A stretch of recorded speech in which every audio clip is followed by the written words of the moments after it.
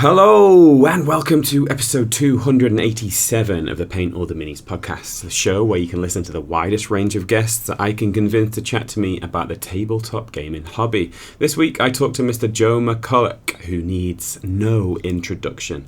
All I can say is that, as ever, it was a fun and engaging conversation, and we really hope that you like it too. I am sure that I speak to for all of us when I thank Joe for coming onto the show and just thank him for all of the stuff that he does to enable us to enhance our nerddom. Don't forget that the fuel for the podcast is genuine interactions and relationships, not advertisements, revenue, or algorithms. So make sure you swing by the Discord. There's a link in the podcast description. We'd all love to hang out with you and see what you've been up to, and not just painting and gaming. If you're a big Mr. McCullough fan and you enjoy any of his games, then swing by and tell us about it, because I just really love hearing about people and what they're up to and all of their enthusiasm. As I mentioned, there's a link in the podcast description. If you do need to email me for any reason, you can do that, paintalltheminis@gmail.com, and we hope that you really enjoy the show. That's enough of the Brew Ramble. Let's go.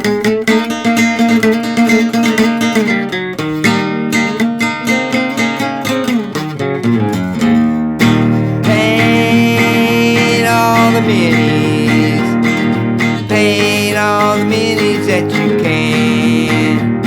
And when you paint your minis, listen to that podcast with Dan Adams, that is.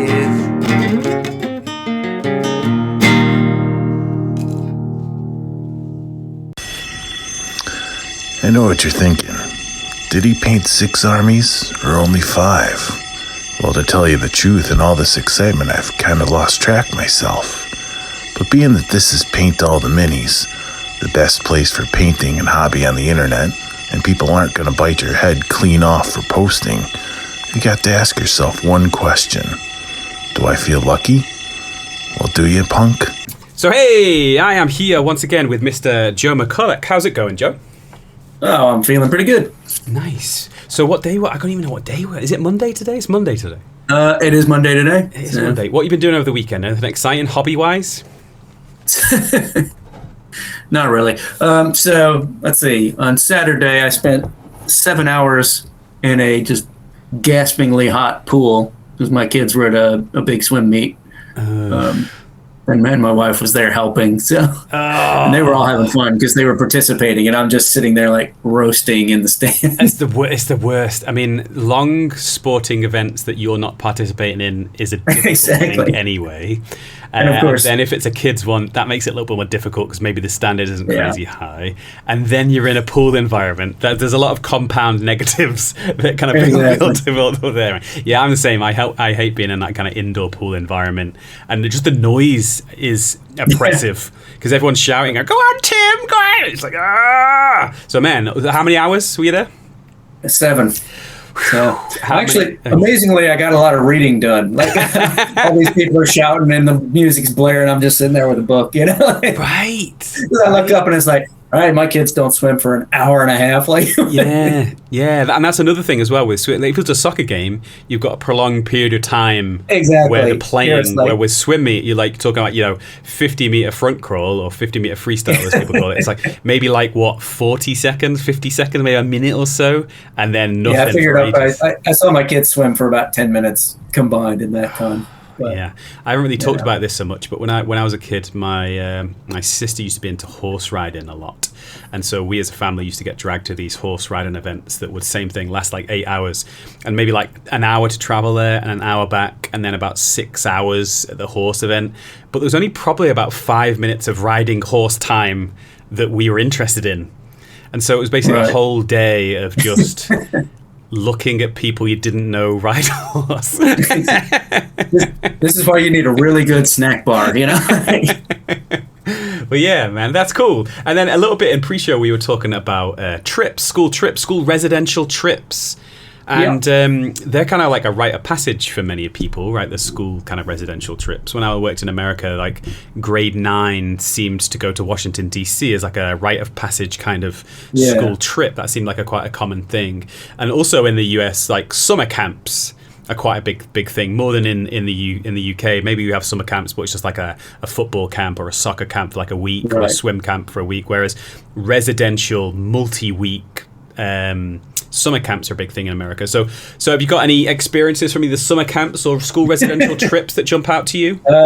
So I did go to a summer camp once, and it was very much of the kind of Scouts variety. So it was just a day camp. So, it was dropped off at like 7 a.m. and picked up at 6 or whatever. And all day you'd do outdoorsy stuff. And I'm not the most outdoorsy of people. And I'm especially not the most outdoorsy because I grew up in North Carolina. So in the summer, it's 95 degrees and the humidity is 100%. Yeah. And you're just baking being outside. But a couple of things really stand out from that camp. The first was a good one, which was one of the activities we did was insect racing. So they basically handed everybody a cup and you were told to go find an insect. Okay. You had to capture this insect, and then you had to like dump it in this, trail, kind of like running track. Yeah. So you'd go head to head with your buddy, right? And you'd both dump your bugs, and they'd run. I don't know how they knew the bugs would run down the track, but so I got my bug. I had some sort of beetle or something, right? In the first race, I dumped mine out, and he's just dead. It's just no. He's just on his back, legs up. That was it. That was my experience racing. But one guy had captured a wolf spider, which I don't know if you know what that is, but it's basically a big, hairy spider. Uh-huh. It's not dangerous, but it's really fast. Right. And the great thing about this race was you dump your bug, and then one of the camp counselors at the other end, like an older teenager, had to wait at the other end to catch it. And so this kid dumped this wolf spider, and this wolf spider just charged the camp counselor at the other end, who's standing there with like a shaking cup. The wolf spider closed in. He just screamed through the cup and dove out of the way. No way. And so, the wolf spider was out of there. So he didn't get to compete in the finals because he wasn't caught again. Everybody knew he was the winner. No way. So, that's pretty cool, man. Yeah. But unfortunately, maybe fortunately, so the camp was supposed to end with this big, like, nighttime bonfire, blah, blah, blah. Yeah. But I really didn't want to go just because I was done with camp by that point. Yeah. But I had to go, right? So we were doing conservation, which was, burn all the wood, chopping logs and move them around. And me and a friend were walking through the woods to go do something, and I heard this crunch, and I looked down, and my friend had stepped into a wasp nest, and these wasps were just like boiling up out of the ground, charging us. So we both took off running, and like I'm getting stung all over. One of them like got tangled in my hair and was like stinging me repeatedly. And I was running down this hill, and then one of the camp counselors goes, "Stop!" So I come to a stop, and he goes, "There's a wasp next to you." And it stings me on my shoulder, and I take off running again. Thanks for that. That's really helpful. Yeah. I ended up getting stung like 15 times. Dude. And you didn't have to go to the bonfire? But I didn't have to go to the bonfire. They called my mom to come pick me up because I was feeling kind of ill. Would you have taken that? If someone said to you, you can either A, go to the bonfire, or B, get stung 15 times and not go, what would you have chosen, do you think? I think I'd gone there just because at that point in my life, I didn't have a clear idea of how painful wasp stings are. Okay. They are painful, but they're not like... So it's going to. But it's not like exponential growth. Once you've been stung the first 5 or 6 times, the rest of them aren't adding too much. So. Yeah, I'm often like that with social stuff. Like I don't mind social stuff. I would consider myself to be more introverted than extroverted, but that doesn't mean that I don't like socializing. Yeah. It just means that I've got a certain amount of energy, and we spoke about this before. Yeah. So there's times where we've had like maybe a double date where we've gone on a double date with people, under the married couple or something, and we've organised that weeks ago when I was like, yeah, that sounds like a good idea. Then the day comes and I'm like, this is a terrible idea. But yeah, I often think about that on the way to the double date. Is like, what negative thing would I take over this to not have to go. Well, there you go. Now you can add a new one to your list. Being stung by a Maybe wasp. if I just step in this wasp nest over here and go home. But I kind of mentioned that to a few people, especially my wife, and she thinks that I don't like socializing. I was like, no, it's not that I don't like socializing. It's just like it needs to be the right time.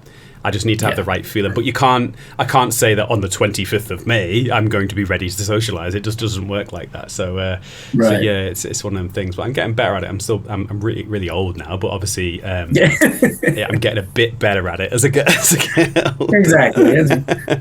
But anyway, mate, yeah, let's move on to chatting. So it's been a heck of a long time since we last spoke.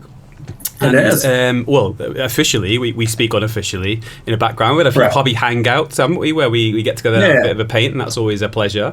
And but last time we spoke, we talked about you just created like a Patreon account where previously you'd done like little zines, little updates on different things. And I loved those. They're fantastic. And you'd mentioned that you were kind of like moving on to doing a Patreon where that would be the place where you would share these little extra bits that you do. And how's that gone? So how was that received? How interesting has it been for you? And how, how's it going for you?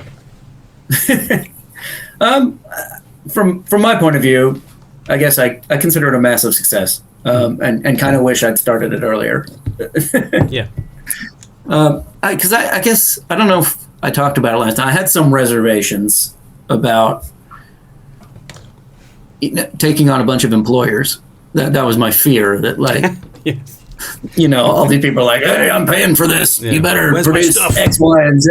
Yeah, exactly. and like, that can't be further from the truth. But partly because, people can just drop out anytime. So if they don't like what I'm doing, they just drop out. Mm-hmm.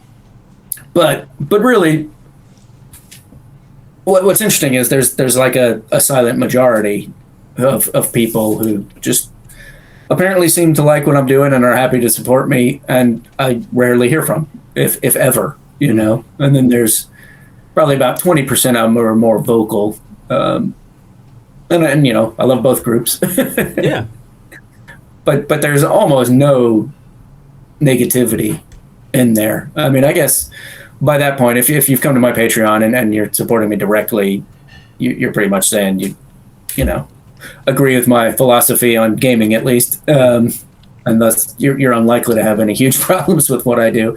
Although occasionally I'll put up a new piece, right, and the first kind of report I get from Patreon is X has left Patreon, has quit following you. So it's like, well, all right. I mean, it's natural, isn't it? There's always going to be kind of like, absolutely, some growth and some, maintenance, and then some reduction. I think it's naturally going to happen. And people's circumstances change, and there's nothing necessarily that's personal about that. That person might just not be in the hobby space anymore. They might have been hobbying a lot, and then they move on. If that kind of makes sense. But that's cool. Absolutely. So what sort of stuff do you tend to put up there?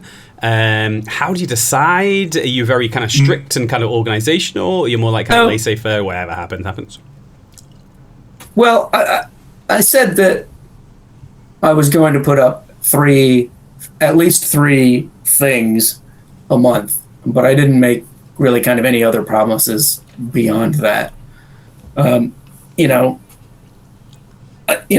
guess I did say that, some of that's going to be new content of the kind I've produced for other things, and that's absolutely true, and what I did. But I also wanted to use it as a vehicle for other types of writing on gaming that didn't really have a market. So things that I might have written on my blog previously, but much smaller, I now felt the freedom to kind of use a bit more work time to expand it and make it better. One thing is I've written my autobiography as a gamer in chapters, just to kind of examine how I got into gaming, the games that have influenced me along the way, the gaming stores, and what meant to me, and these kind of things that potentially, but work better in this media because they can kind of all be grouped together, and you can go read all of it or read different pieces. So that's been a lot of fun. That's cool. It's cool that you find it funny with it. It's interesting that you use the word fun now, which is cool. And I kind of like it. No, it's good though, because if it wasn't fun for you, then what's the point in doing it? At all. Yeah. It's not as if you have to do this. It's not compulsory that you do it. It's something that you're choosing to do. It's something that you're making that extra effort to do. And I kind of liken it a lot to. Not sure how much of a video game person you are, but before the internet and downloadable games, whatever you got on the game disc was what you got. And that was good in some ways because it was very curated and it was very deliberate. But now we live in an age where we can download a load of video games. And one of the positives of that system is that you can get downloadable DLC. And because it's so much easier to get that downloadable content to people, it gives organizations more of an opportunity to explore areas that they might not have been able to do before, or to be able to take a smaller idea that didn't quite make it into the main game, but explore that a little bit. Would you kind of that likeness, does that kind of make sense to you? Is that it's like the Patreon is like a DLC for the games you make, or not? So I guess most recently, and we'll probably talk about this later, but I released Warriors of Athena, but right about the time the game came out, I kind of started to have doubts about. I guess I'd always had doubts about it, but from the point it was too late to change it. But I'd kind of had doubts that I was giving the players enough money, basically. The characters have to buy their weapons and stuff. And I just thought, I just don't think I've given them quite enough. And that's really a matter of opinion, because enough is just like how difficult you want the game to be, really. But so I just wrote up this, what I call the battlefield loot table, which is just, what you find looting the battlefield after a scenario, which I liked for one reason, because it's very much in keeping with Greek myth. They're always like swiping dead guys' armor and stuff like that. So I wanted to have that element in the game, but also I just wanted to, like I said, to kind of inject a little more wealth into the game as well. And the great thing was, because I have Patreon, I've got this place to just go, blop, here it is, and I can set that for free, which I did, so anybody can go on and download it. So for things like that, where it's like, actually, I think this is an important part of a game you may have already bought, so I don't want to charge you for it, because I think in some ways, like, this is my bad, this is my mistake, this should have been in the game to begin with, here you go. But then I can keep that separate from, here's some stuff that's a bonus for you people who are supporting me directly. You don't need this for the main game, but it might add some fun. And then the great thing is, then I can experiment with that stuff a little bit. It can be more experimental. And in time, I can bring that stuff back into the main game. I can take some of that material and use it for bigger supplements or whatever. Or I can go, okay, that didn't work at all. that's a mistake. Yeah, and that's cool. And I guess you can. We'll let that one die. Yeah, I guess it feeds forward into future work that maybe is unassociated with any of your games too. Maybe you might use it as a practice ground for just an idea and say, does it work here in this thing that's already established? And then that could be the basis of something completely new moving forwards, maybe. Yeah, I mean, so I've also made mistakes too. So one of the things I thought I was going to do was write a game on Patreon, and how I was crafting it. And turned out that I absolutely hated doing it. And it's hard to explain why. Yeah. Well, no, I guess it's not. I think I tend to write the first drafts of games in sort of a creative fury. Okay. And by taking a much more methodical and mechanical approach, which I had to do if I was going to do this as kind of like a series of articles, it almost felt like I was dulling what I was doing. Right. And thus what I was doing was worse because of how I was doing it. So that other people could understand, maybe, like, so, is that would that the reason why you were writing it so other people could understand the process as opposed to just doing what you exactly. I was kind of like, here's a page on weapons. This is why I chose these stats for these weapons and stuff like that. And I can see it because I thought, this will be useful and interesting to people. And I think it would be. But I think I'd have to, if I was going to do that, I'd have to write the game first and then go back and pick it apart, as opposed to writing it and writing the explanation at the same time. Yeah. It's interesting, man. But people talk about the modern age and say social media is bad, and there are lots of negative aspects to it. But there's also so many positive aspects too. I mean, that's an insight that we just simply would not have access to unless something like Patreon exists, right? Absolutely, and I think things like Patreon or Substack or things like that, they're much more controlled. Like you have to go on and say you want to hear from me. And that's all you're going to hear from. It's not like Facebook or X or those where you go on and you're just hit with this kind of wall of noise. You're getting from me maybe 3 or 4 pieces generally emailed to you if you want them emailed, or you can leave it so you can just go look at it. So it's just not as invasive and kind of assaultive as other parts of social media. That's why I like it anyway, both as a reader and as a writer. Yeah, that's really cool. It's cool to mention that. It's really, really interesting. Before we move on to anything else, you mentioned there that it's possible to join Patreon and your page as a free member, right?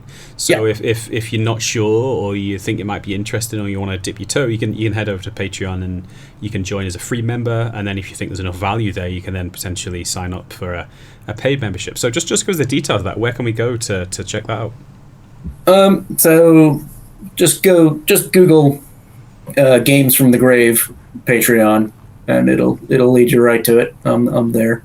And there's a bunch of stuff that's on there for free, and there's a bunch of stuff that's kind of behind the paywall. Although, as I point out to people, you can literally sign up for 1 month for $5 and then download everything and then quit. Yeah, I mean, you could, but I think that people pretty great value at the moment. But I think that the people that there probably will be people that would do that. But, absolutely. But those are the sort of people that you probably would be happy for them to do it and then leave. Does that make sense? Yeah, so I mean, so it's like one of the great things about go on. Sorry. One of the great things about Patreon is it is very much a kind of how much are you, how much money do you have? How much are you willing to share that? And if you're not that, then you can jump on once a year, sign up, and then quit. And so you're still supporting me. You're still getting everything. So in some ways, it's very, egalitarian. Yeah, but the thing is, I would say the great majority of people don't do that. If I was to say, no, they don't. Yeah, because inherently, I think people are inherently good for the most part, and I think that people would think about that, but then they'd be like, no, that's not okay. That's not something. Well, I mean, it's also just about partly what's going on in your life, isn't it? Like, like you were saying, like, I'm really into gaming, or I'm really into Frostgrave right now. So while that's true, I'm going to support the creator of that. And then, I've moved on to other games now, so I'm going to let that go for a while, and I can always come back to it if I ever get back into it. That's cool, man. That's awesome. I'm so happy that it's been a really positive experience for you, because it's always, when you try something new, you're always a little bit uncertain about what you're going to do and what you're going to jump into, man. So I'm so happy that you've made that something positive. But let's move on. Let's talk about Harefoot jousting, if we can. Let's not go too deep into it, but just give us the general overview. Start off with, what is Harefoot jousting, and then maybe what are 1 or 2 of the things that you like the most about that game. Okay. I mean, it's not a game that deserves going too deep into, because it doesn't go very deep itself. It's it's literally a game about halflings mounted on sheeps and chickens and pigs, running around, whacking each other with sticks. So what was the genesis of that? A joke that me and my friends were having as to what it would look like if hobbits jousted, because they don't maybe they ride ponies, but they don't really tend to breed like domesticated riding animals, right? So if they wanted to ride animals, they would just kind of have to use whatever they had lying around, which would be farm animals. And if that's true, then they probably couldn't really control these animals very well. So then it just became a challenge in my mind, was like, well, how do you make a game fun about jousters who can't actually control their mounts very well? Like, and what is that line between absolute chaos of just watching, marbles bouncing around and playing a game? And I want to get as close to the marbles bouncing around as I can while still having it a game. And yeah, that's cool. What would you say? Hopefully that's what I've accomplished. Yeah. What was maybe one or two of your favorite things what you're putting together that you really liked about it, that really jump out and stay fun in your brain?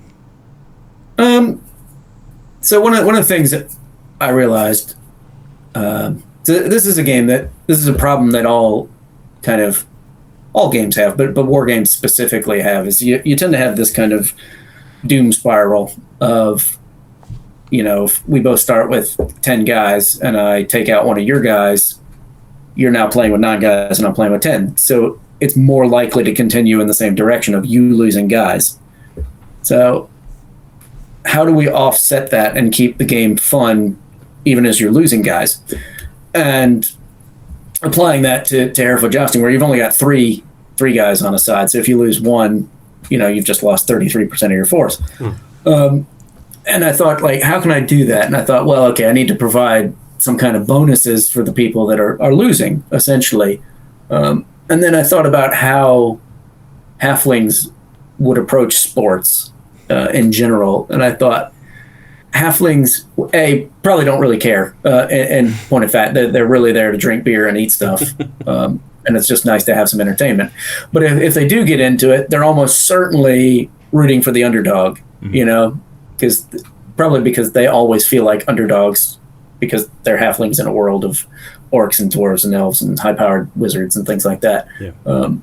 So I came up with this applause system, but you get applause basically when anything bad happens to you. So if you get hit by somebody else's stick, you get applauded for hanging in there. And, if you do get a guy knocked out, well, all the crowd turns to the team that's now losing. So you get more and more applause. And as you get more applause, you get re-rolls. And thus you become more effective, even as you have less people. So that, to me, was a really fun marrying of mechanics and idea.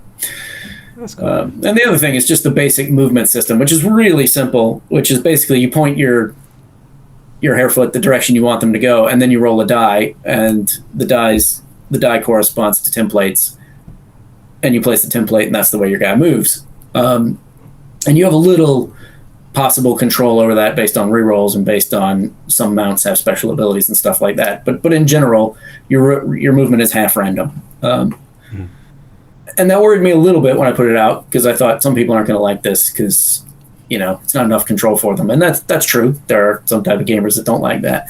Having played it a lot now, I'm astounded by the number of people that, when it comes to their turn, just go ahead and roll the die.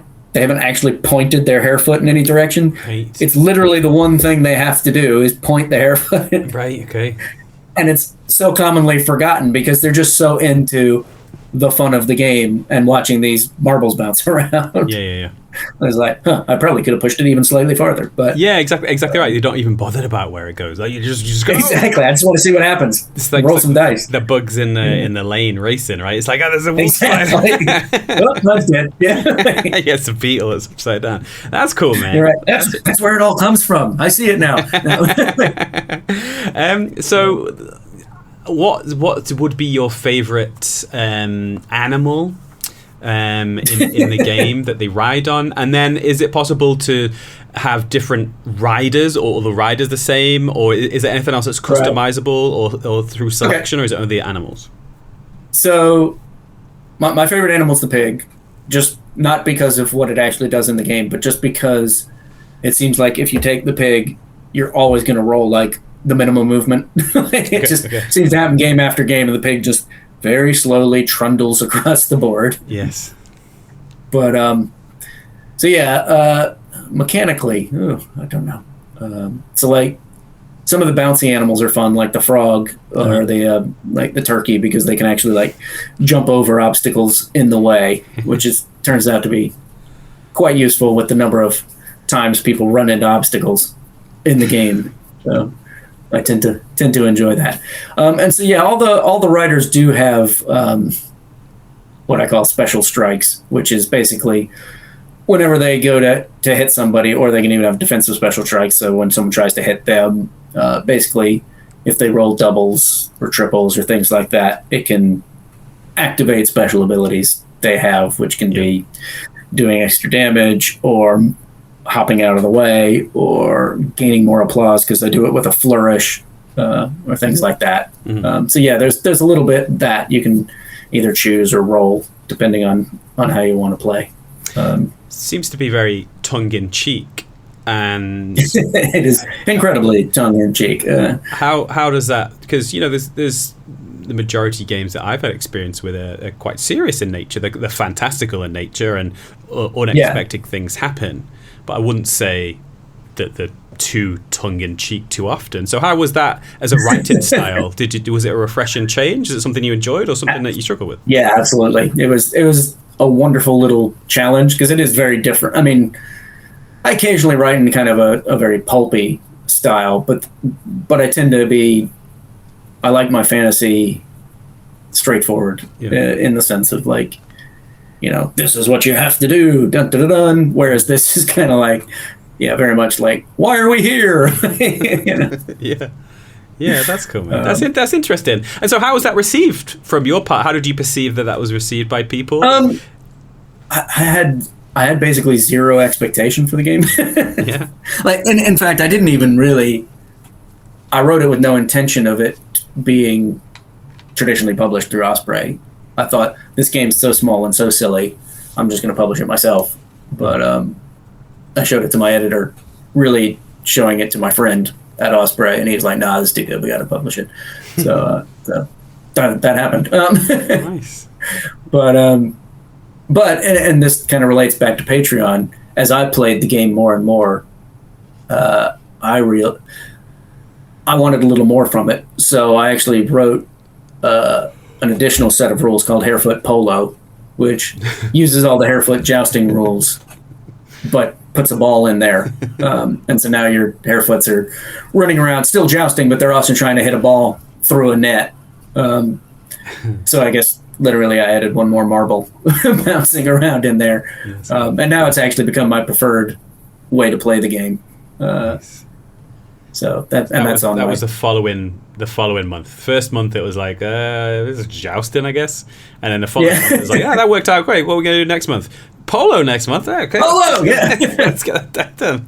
That's cool. Well, I mean, this is one of those like kind of fundamental ways in which game design works, and in which game design in some ways is better on Patreon. Is now it is my preferred way to play. And like people ask me, not necessarily about this, but about other things like, well, why didn't you put that in the main rule book? I'm like, because I didn't think about it. Like I hadn't thought of that until after the main rule book was done. Yeah. And it's a shame in some ways because I'd love that to be in there now, but it's too late. So I got to figure out other ways. So it's on my Patreon now, and I'm gonna print it up as a little booklet that people can buy because I do think it's fun. It's probably not. It's probably something that if I analyzed it too carefully is not worth my time in terms of the money I make doing it versus what I would make doing something else. But I enjoy it so much that I'm going to make that time and do it. Yeah, and you got to have that balance. Obviously, you can't live in that world 100% of your time because you wouldn't have a house. I would starve. But yeah, to dabble is good, man. That's really cool. Let's move on to Warriors of Athena then, because that's been kind of like one of the biggest releases since we last spoke. There's been other bits and pieces, but this has been like the biggest thing. So it's a whole different world. Ancient Greece is a very different world. And is that something that you've held an interest in for a long time, or was it something that's been fairly new to you and you kind of like learn it as an adult and thought, that might be a cool setting? No, it's been with me my whole life. And in fact, there's even kind of a story to it. It's part of what I wrote about on my Patreon, which is this one actually goes back to, I actually remember the day that, well, sort of the day that this goes back to. I can't remember if I was about 10 or 11 or 12, but it was the 4th of July. I remember that because every year on the 4th of July, my hometown had this big, like, downtown festival with lots of games and, stuff like that. And then this particular 4th of July, we were all geared up to go, and it poured down rain, and the whole thing was canceled. And so my father took me and my younger sister to the mall, because malls were a thing back then, and took us to the food court and took us to the video arcade, because you were asking about video games. That's the last time I really played video games, was when you went to the arcade and put quarters in machines. Nice. And then kind of after all that, we went to the dollar store, and he said, "Oh, you can pick anything you want," which, which incredible when you're that age. And what was really incredible was I found a game called Heroes of Olympus, which is was by Task Force Games, who was a company that did kind of board hex war games. Yeah. But this game was actually, well, it's really hard to say what this game is. It's part board hex war game, and it's part role-playing game. And those two things mixed together so poorly that it makes this game just an absolute mess, right? Right. Like, me and my friends tried to play it, and we had a lot of fun, but I don't think we ever really quite played it right. And I don't know that anybody's ever really played. I mean, they had literally a giant crate full of these at the dollar store, so it clearly didn't sell that well. It's at the dollar store, and there's a lot of them. It's kind of like exactly. So yeah, clearly being cleared out. But I could not have found a greater treasure at that age in a dollar store. And one of the things that it had was like a table for rolling which god was your parent. Right. And then it had all these other rules, but most of them were just, kind of messy. But that launched a love of Greek myth, because one of that game kind of centers around Jason and the Argonauts and their voyage, and so it had a list of all the Argonauts, and it had stats for all of them, and I was like, this is the coolest thing ever, and so not only did I develop a love of Greek myth, but I guess my love of Greek myth has always been associated with gaming. But, then the next 25 years, I didn't do anything, at least creatively. I didn't do anything for publication until Frostgrave came out long later. And actually, while it's probably mostly forgotten now, one of the earliest things I did after Frostgrave came out was I wrote a couple of articles for Wargames Soldier and Strategy for a little reskin of Frostgrave called Warriors of Athena, and how you could kind of use the rules for captains from Frostgraves to create Greek heroes, and also one of my earliest dabblings in solo play. So I wrote a few scenarios that you could solo play, and they were really very simple because that's all I was capable of as a game designer at the time. And I've always kind of wanted to do Greek myth, but I've always kind of put it aside because I wasn't ready. I just didn't quite know what approach I wanted to take. There were other things to do. And then, I can't remember now, 2 years ago, I guess, when I decided it was time, I'm going to do this. This is, in some ways, it was the opposite of Harefoot Jousting. Harefoot Jousting came about almost as a mistake, as a joke. This is like the slow, deliberate planning of something that I was always going to do. Yeah. Because it's probably the kind of last great genre that I want to play in that I haven't written for. Yeah. Because, I've got kind of generic science fiction. I've got kind of generic high fantasy with Frostgrave. But I've always loved Greek myth, so I wanted to create myself a game that I could I could play with that. And just before I ask you about what changed, there's two things I want to ask before we go too far past that. Go for it. Is one, I'm always amazed by these sliding door moments. You know, you only went to the dollar store because of a rainstorm. And I'm like, dude, that so not necessarily directly, but it's like the first domino that falls that maybe got you to this point was that. Like, would you ever have had that interest if you hadn't gone to that dollar store and picked up this thing? I don't know. It's an interesting question, a philosophical question, right? Yeah, absolutely. That's pretty cool. So thank goodness for the rain. Thank goodness for your dad taking you to the dollar store and saying, pick out whatever you want. And thank goodness that there was so many copies, because maybe if there's only 1 or 2 copies of this thing, I missed it, but there's loads of them. It must be good because there's loads of them. That's an interesting. I suspect most of them were burnt after some point after. The stock taker was just like, oh, there's 49 copies, there's 50 before. Who would have picked it up? Anyway, so there's that. That's pretty cool. And then the second thing I was going to mention is, like, you know, what is it about Greek mythology that got you so interested? What is it that's interesting in that world? Man, that's the There's a couple of things. One, I love the almost emptiness of the world.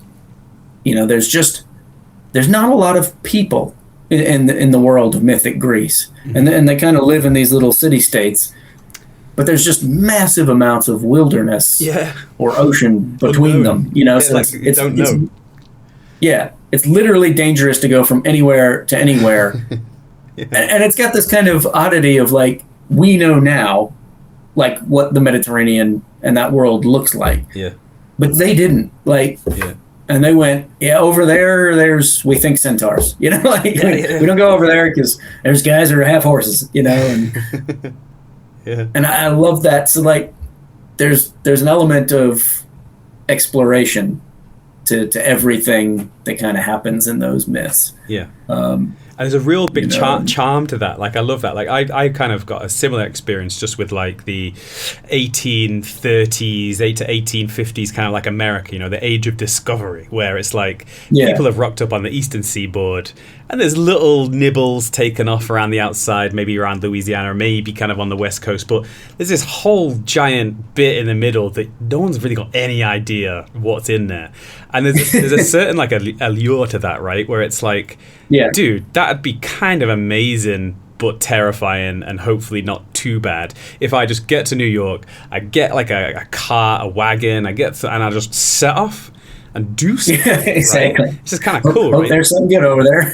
Yeah, exactly right. So it's kind of same feeling, but kind of completely different setting, right? That's kind of cool. And I always get the same feeling with, like, watching documentaries about ancient Rome and seeing their maps that they had, and it's like, I wouldn't even know how you begin to start filling in a map without kind of modern cartography, you know, tools. But it's pretty accurate, and it's like, dude, how is that accurate? That's kind of crazy. You're probably just talking about a guy on a boat. right And so ancient Greece is kind of the same with that, right?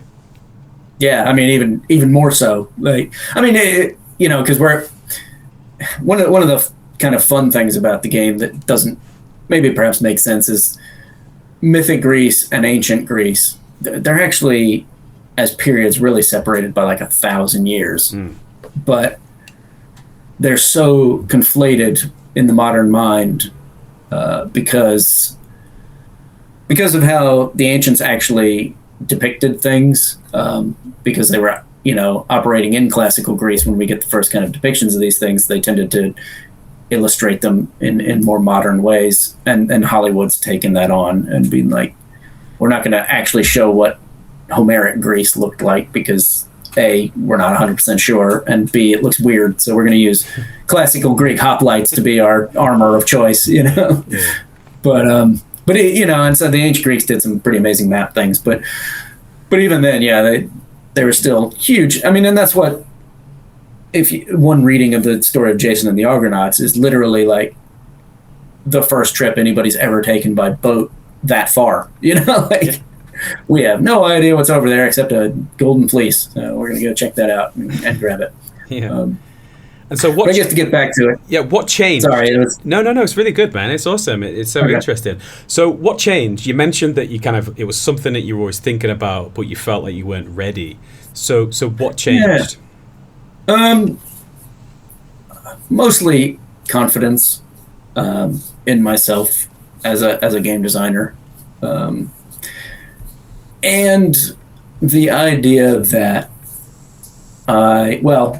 so part of it was I wrote Rangers of Shadow Deep, which, mechanically uses the same system as Frostgrave, but also uses a whole nother system to make it solo or cooperative. And I realized that if I'm going to do Ancient Greece, that's what I want to do is make it solo or cooperative. Yeah. And I want to see if I can push it yet one more level towards role playing.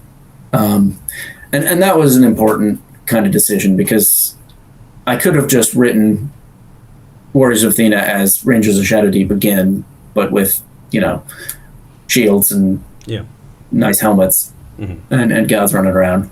But I thought, no, I want it to be bigger and more open. Almost like in the way that world is so empty in a lot of ways. I want to make...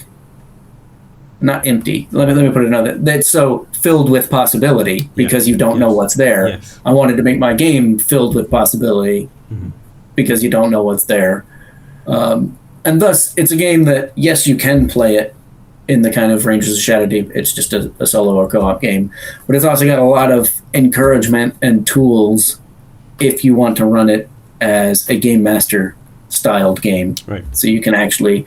You could do it as kind of full role playing, but it more encourages you to kind of have little bits of role play scenes interspersed with scenarios played on the table, but scenarios that can be controlled by a game master and modified on the fly.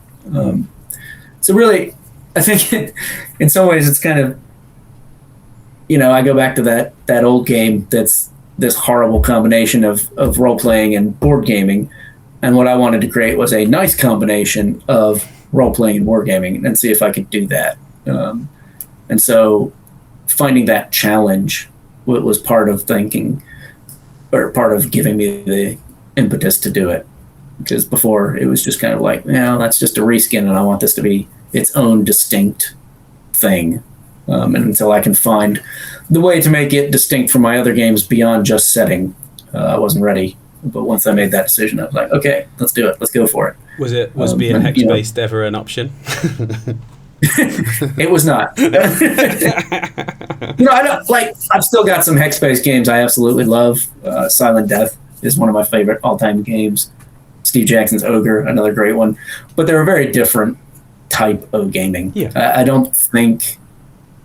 part of the problem is that you can't very well merge the open-ended ideas of role-playing with hexes, because they're just by their nature limiting. Yeah, I think if you had a continuum of types of games, you had strict and rigid closed games, and maybe more open games.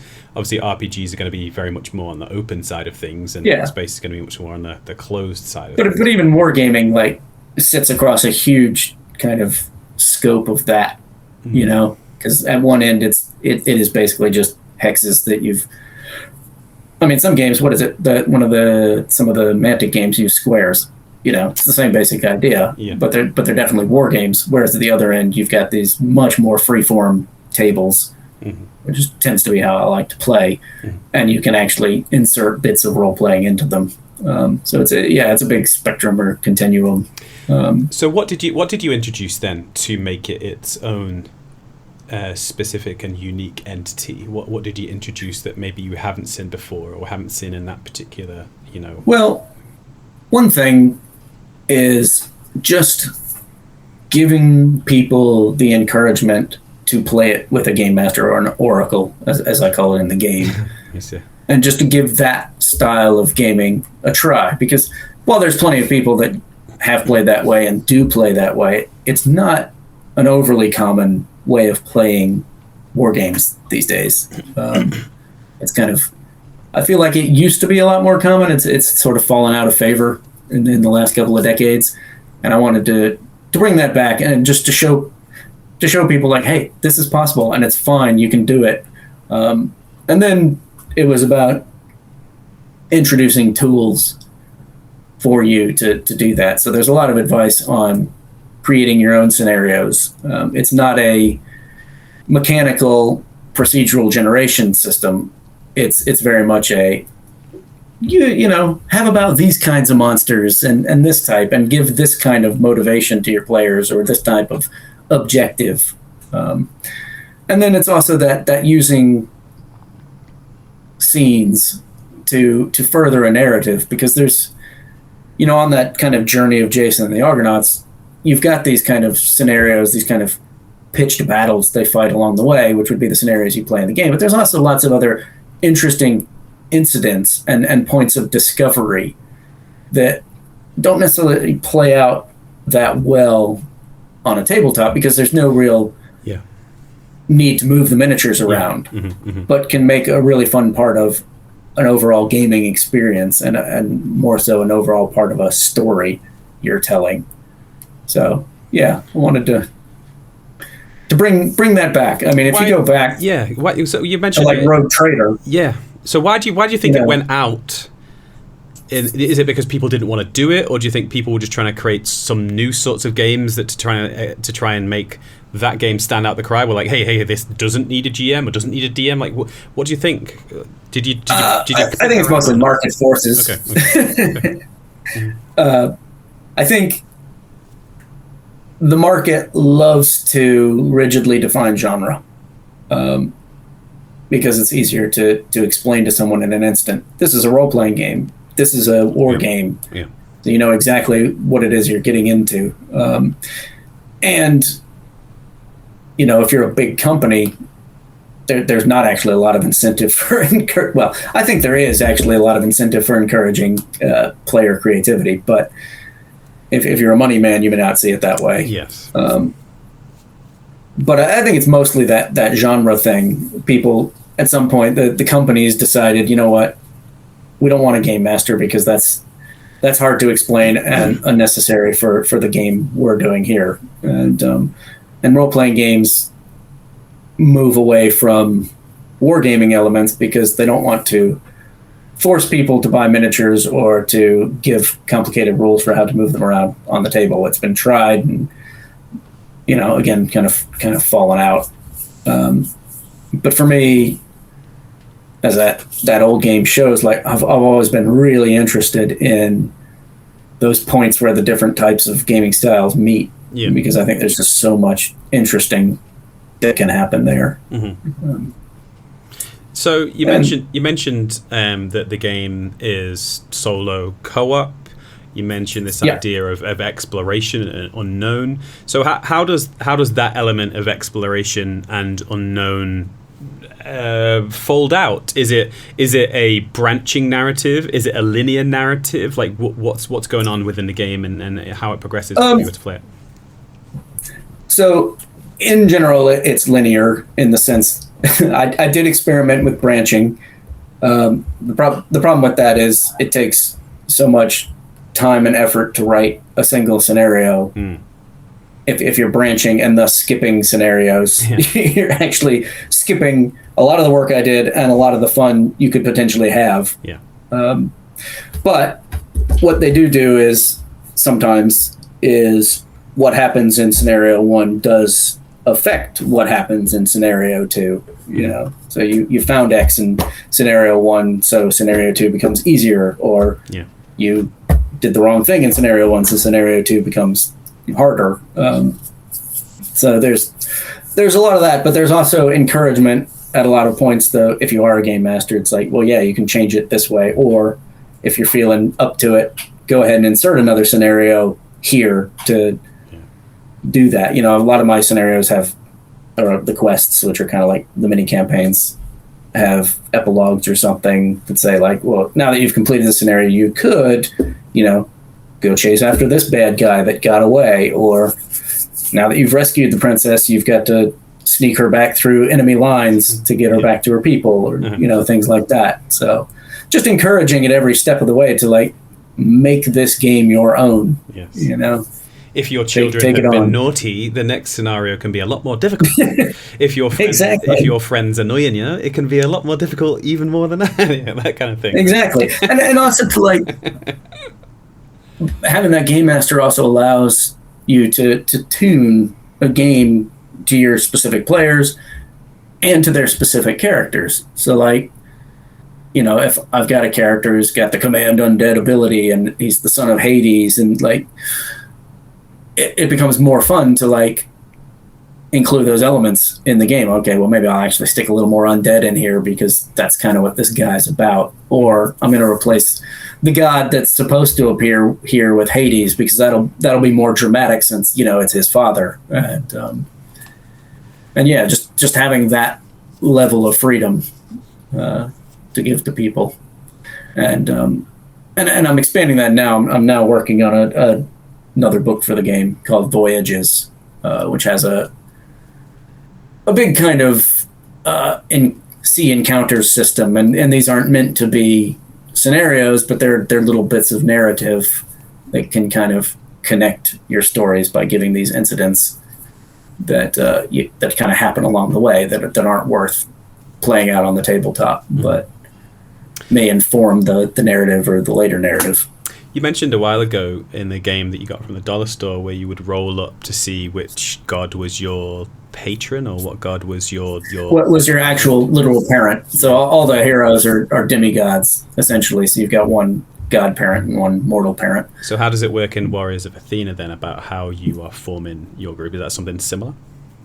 Yes, it is. I mean, it's the one kind of point that I took from that original game and said, this is just too awesome not to have. Yeah. I mean, you can, it says in the rule, if you really want to, you can choose who your parent is, but it's more fun to roll. You don't get to do part that in of real life, right? So why? Yeah, exactly. And even more so, like the idea of fate plays this huge role in ancient Greek myth, and I wanted to kind of incorporate that. And one of the ways that this game is different is you roll on that parent table, and you can get certain bonuses from your god parent. So if you get Zeus, maybe you're stronger, or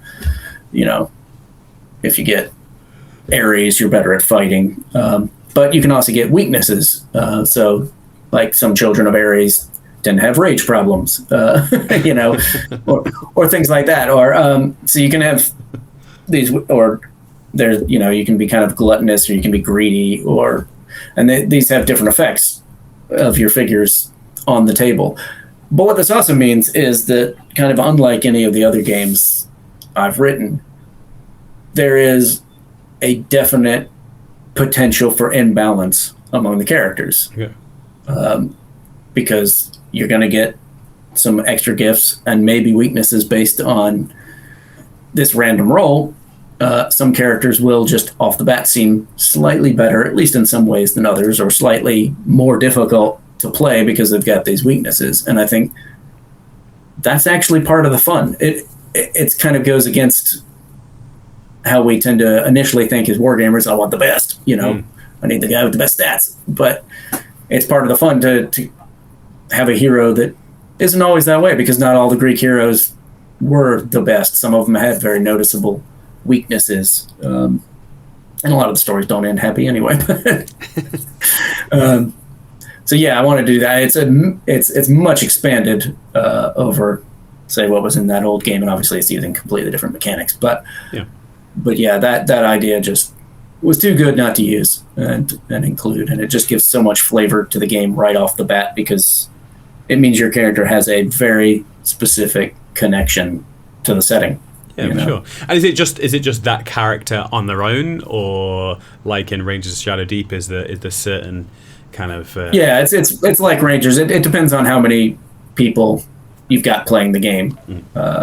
You can handle up to four people playing, in which case they're basically heroes with maybe a bird that they travel with, or something, or a faithful hound. Whereas, yeah, if you're playing by yourself, you can create just one hero, but have a big pack of companions to hero with.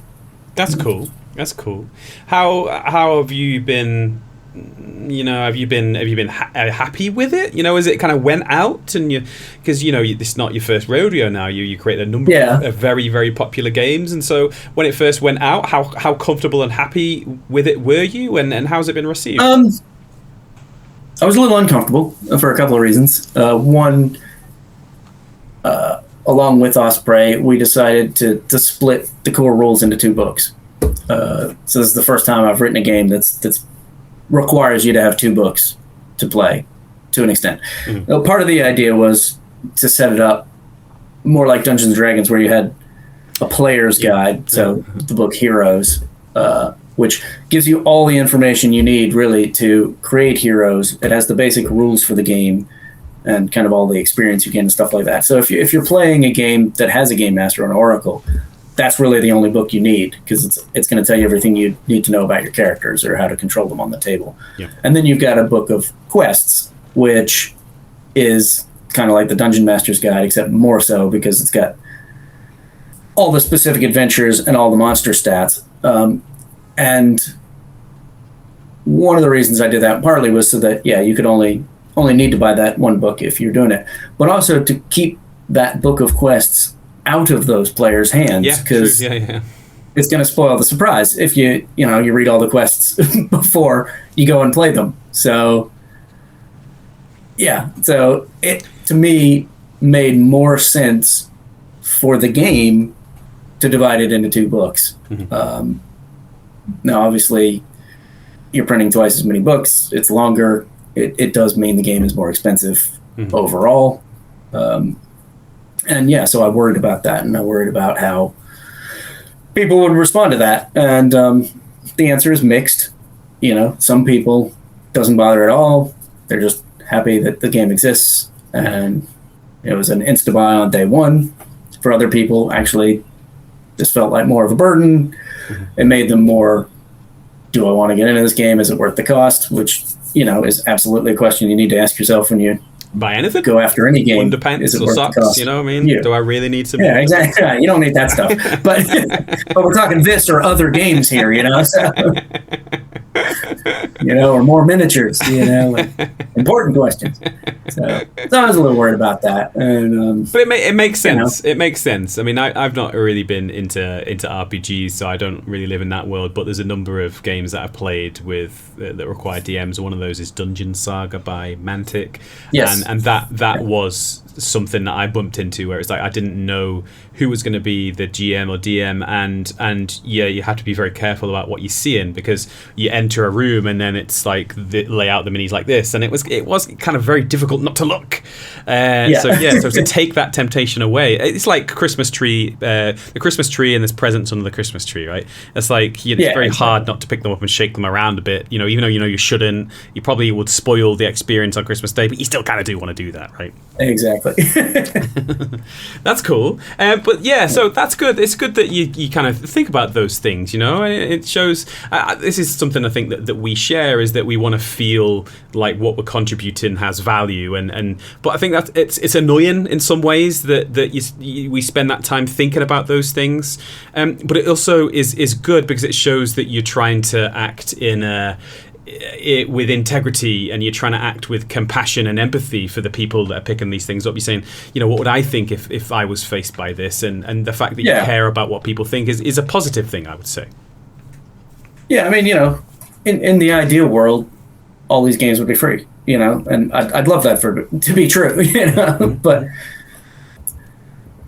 it can't, and that's not going to happen. And so you have to kind of, within the system, what is the best we can do here, and what's the best we can present. And I think also you have to experiment, both marketing wise, will the market take this? But I need to experiment as a creator, or the whole thing gets boring. Yeah. So I needed that new way of presenting a game, and a new style of presenting a game. Yeah. And whether it really works or not, only time will tell. Yeah. But I'm not sure how typical I am, but I'm quite happy with that, because it means more art. if more pages means more art. And I love looking at all of the art from all of your games. It's one of my favorite parts. We mention it every single time that we speak. Yeah, that's the one downside to having the books split in two is that.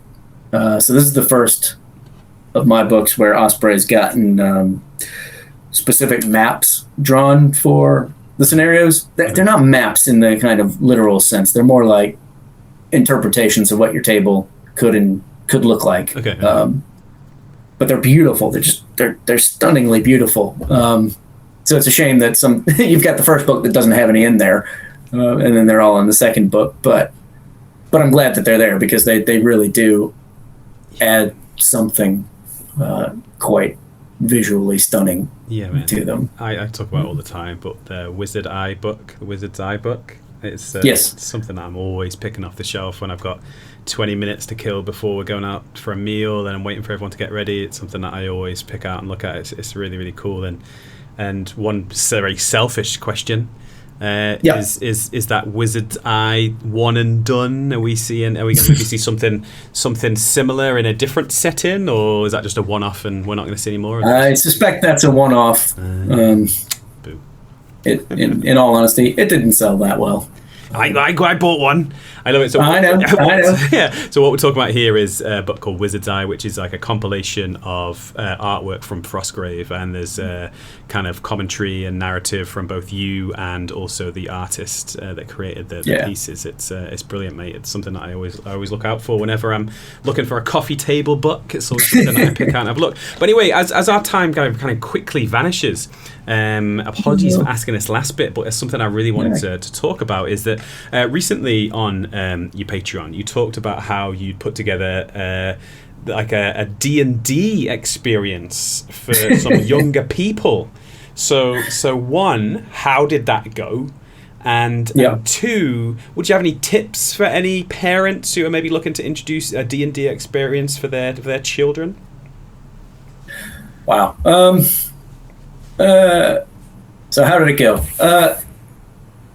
Depends on who you were at the table. I think the kids absolutely loved it. It was amazing to me because, I've game mastered in various games my whole life, but not for children since I was one, I suppose. But it was just really interesting to see how quickly kids can get into their imagination and stay there. And yet at the same time, I don't think they quite imagined that they were their characters in the way you're supposed to with role-playing. So that, they're playing these warriors and wizards, but as soon as I presented a big giant rat, which is, one of the least scary kind of creatures in the game, their immediate reaction is, run away! Which is what most people would actually do if they encountered a giant rat, but not what you expect your heroes to do, So that was quite amusing. I mean, the hard part for me was because I'm not somebody who works with kids, trying to figure out what to do when 6 kids are all trying to talk over each other. Yes. Which is amazing because it showed that they were all excited and they were all participating and they wanted to, be involved. But me, I'm just like, oh my God, what do I do? I think I said it was like kind of getting hit by a train of noise, just like, whoa. My wife was in the room there, so ready to jump in if it got truly out of hand. It never quite got to that level, though, but the hand was inching towards the panic button. But yeah, it was a great experience, and it's part of that story, that story that goes back to, my dad taking me and buying me a game and more all the things my parents did for me to encourage gaming. And I don't even mean it as like, it's that amazing that they encouraged gaming. Specifically, it's that they encouraged me to try all kinds of things and encourage me in anything I showed interest in. Yeah. And now it's my chance to kind of give that back in the area I have knowledge in, which is gaming. And if some kids latch onto that, fantastic. If they don't, that's also fantastic. But they've at least been exposed to it and had that experience. Are your kids aware of what you do, and do they like brag in the schoolyard? Hey, my daddy writes squirrel books and everyone loves it, and he makes this Wizard Eye book which not a lot of people buy, but that one guy loves it and always looks at it. They're certainly aware. My daughter is now too cool and likes to call me nerd, which I love because it's true. My son is much more interested in that type of gaming, or gaming in general. So we do play some together. So we do Hero Quest together. And he's gotten a little bit into painting minis. His attention span's still not quite there to see them through, but he enjoys it, and he certainly enjoys miniatures. So yeah, I have a little bit of experience with my own kids. But yeah, it's a very different thing to go out of there and with kids you don't really know. But it's also incredibly, like, while I'm not diving back in to do it again immediately, it was an incredible experience. Something I feel, it's one of those things that, like, you feel satisfaction more than excitement, I guess. Yeah, I think I'm really proud of myself for having done that. Yeah, and I think it was worthwhile. Yeah, that's it. It was hard. Yeah, it is really difficult, like with that boundless enthusiasm, and it's really heartening to see how excited and how into something people can get. Because there's a lot of people that, especially adults, are quite withdrawn, quite grey, quite difficult to get excited. We in England we whinge quite a lot. So just have like you're saying, and a giant rat appears and there's a reaction. Oh my god! Yeah. Just to get people that interested in something by just saying a simple phrase. I remember when I used to teach very young kids, and I would just say, today we're going to play SpongeBob SquarePants, and everyone go, oh my god! And I'm like, hey, wait. I haven't even told you what the rules are yet. You don't even know what that is. Doesn't matter. I just love SpongeBob SquarePants, and it's just like, I wish I was that enthusiastic about stuff. Yeah. Yeah. But that's cool, man. That's really cool. And anyway, just some anecdotal, basic tips, do's and don'ts of things. What do you say? First off, do find a very simple rule set. I found what I thought to be kind of one of the simplest versions of D&D you could use. I actually use Shadow Dark, which is basically a version of D&D, but even that was still mechanically too complicated for kids who'd never encountered this before. I think if I were to do it again, I would probably just invent my own that had like 3 stats you rolled against, your strength, your smarts, and your health, or something like that.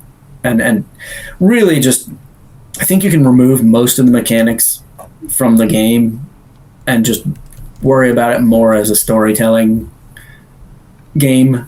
Mm-hmm. Because it tended to slow down every time I had to explain. I mean, one of the things he said is like, I had to explain, this is a 6-sided die. This is an 8-sided die, which is something I haven't had to do in a long, long time. So yeah, make that part as simple as possible. That said, I think it's crucial to go through the character generation process, whatever that may be, because that's one of the things that makes this type of gaming special, is that you are a character, or you have a character that you associate with directly. You're not just a pawn moving around a board. Yeah. You have a personality and abilities. And that helps just link into what you're about to do. That's cool, man. Well, I'm not going to take up any more of your time because I know that it is...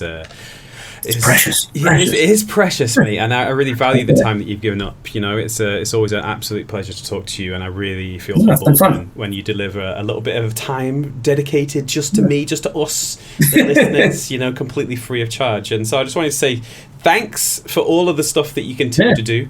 Thanks for this free stuff you do on Patreon. Thanks for the paid stuff you do on Patreon, and just thanks for being really insightful into what you do. It's always a great conversation. It's always a deep conversation, and I always kind of come away from it with some new things to ponder and think about. So thank you for that. I appreciate it.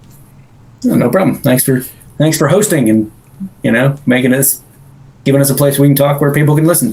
Yeah, for sure. And just as we wrap up, you know, you mentioned that you're doing the Voyages expansion for Warriors of Athena. Is there anything else that's coming up as we talk on the 18th of May? Is there anything else that's coming up in the next kind of 6 to 9 months that we should keep our eyes open? Yeah, so I've got another Stargrave supplement coming out called Acceptable Losses. And one of the things I really like about this supplement is that one of its main focuses is rules for vehicles. And I say this in the supplement, like, Stargrave has absolutely no need for vehicles.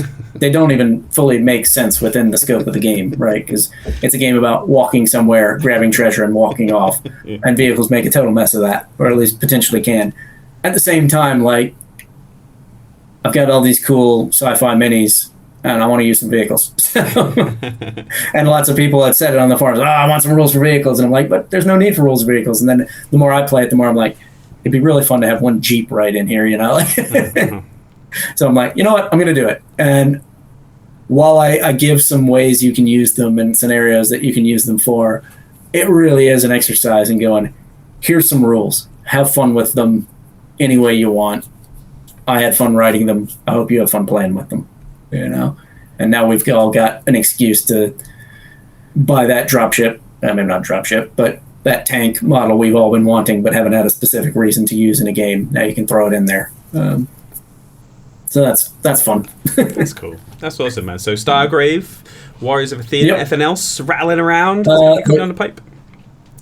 I've written another Frostgrave supplement. It's not due out until very early next year, called the Chthonian Sea, which is set beneath Frostgrave, like way, way beneath Frostgrave, below the breeding pits down there, where apparently there's a lost sea in a cavern. And it was just a chance to kind of freshen up the game in my mind by putting it in a slightly different setting, even though it's still connected with the frozen city. You still kind of travel back and forth between these two, but to kind of play with the ideas of being in absolute darkness and the things that grow down there in the absolute darkness. And so just another way to have fun with it. Yeah, I kind of I don't. That's the first time I've heard about it, but it made me think of like the ocean depths a little bit there, and how monsters and fish in the deeps look very different from ones on the they develop very differently, and and just like it's just a little more scary than perhaps normal Frostgrave. Normal Frostgrave, at least to my mind, is quite pulpy and high adventure. This is a little darker and a little more horrific. But obviously, you can play it any way you want. So. Right. Well, anyway, let me get out your hair. Otherwise, I'm going to start another few questions, and we're going to be like 2 or 3 hours. But thanks a lot for your time, mate. We really appreciate it. And like I said before, thanks a lot for all you do. And we'll speak to you again soon. Bye-bye. Bye.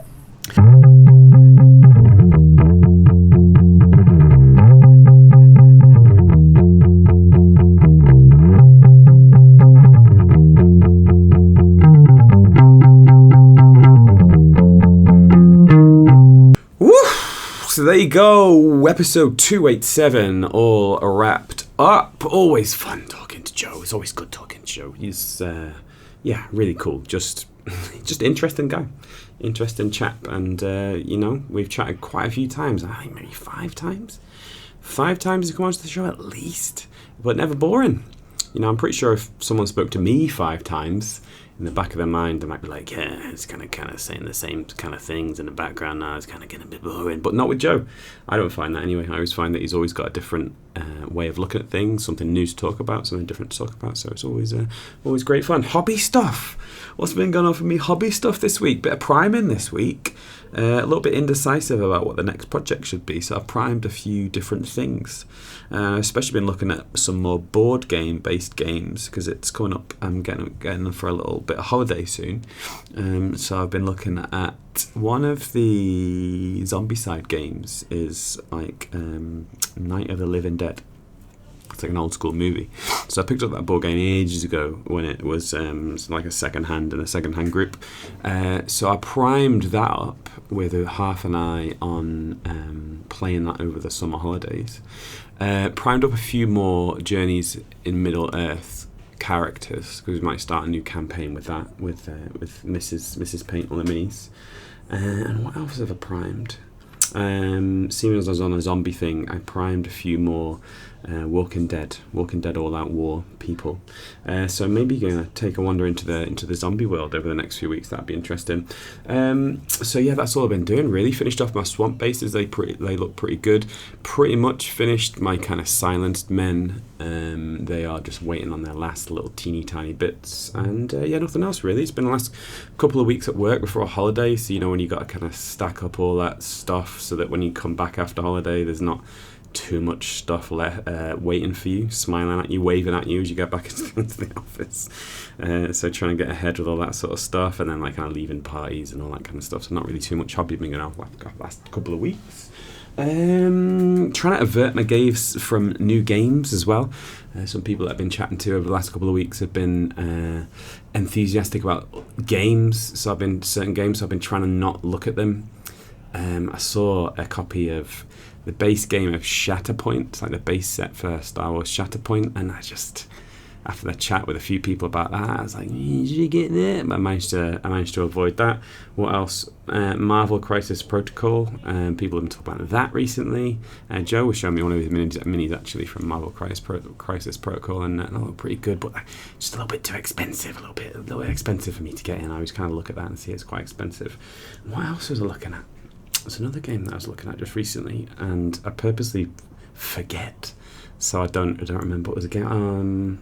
Can't remember what it was, but great. I don't want to spend too much time thinking about what game it was because I remember. But oh yeah, that game's really good. So yeah, just keeping on the level. Really looking forward to a little bit of relax. The World Cup started as well, so that's kind of sapped a lot of my hobby time. The games are on kind of early morning here where I live, but I've been avoiding speak. It's been a great opportunity to avoid speaking to anybody during the school day because I've been like, I can't speak to you because tell me the scores.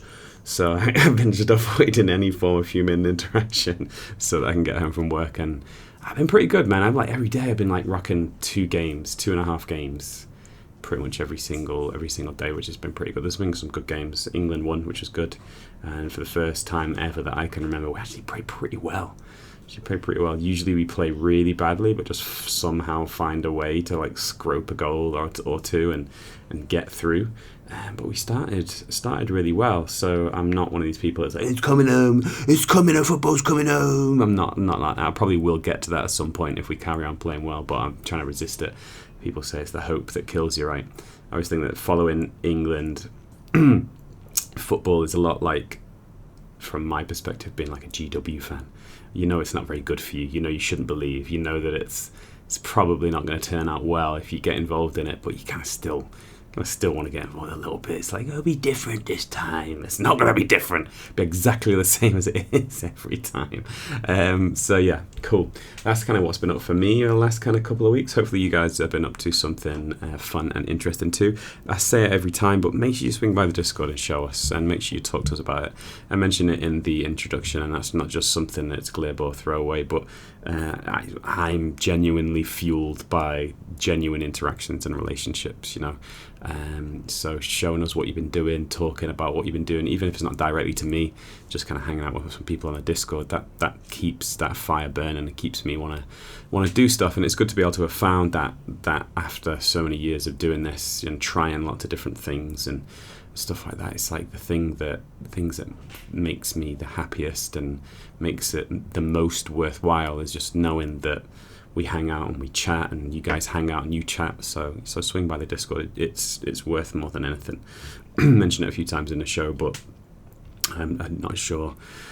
I don't think it's religious in any way or anything, but I just think that, you know, life is about forming and maintaining positive relationships. You know, I think that's one thing as human beings that, you know, it's really, really important. So swing by and show us what you've been painting and tell us about what you've been playing and tell us why your country is definitely going to win the World Cup and is better than every other country around, or whatever it is you want to talk about, because we're here for you.